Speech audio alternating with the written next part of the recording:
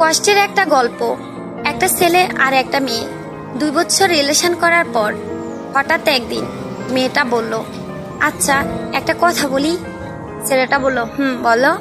মেয়েটা বলল, রাগ করবে না তো? ছেলেটা বলল, না। মেয়েটা বলল, আমাকে ছেড়ে যাবে না তো? ছেলেটা বলল, কখনোই না। মেয়েটা বলল, ভুল বুঝবে না তো? ছেলেটা বলল, না। মেয়েটা বলল, জানো আমার একটা অতীত আছে। ছেলেটা বলল, কি? মেয়েটা বলল, আমাকে র্যাপ করা হয়েছে। ছেলেটা বলল, কি? মেয়েটা কেঁদে কেঁদে বলল, এবার তুমি আমায় খারাপ ভেবে হয়তো আমাকে ছেড়ে চলে যাবে। ছেলেটা মেয়েটাকে অনেক জোরে একটা থাপ্পড় দিল।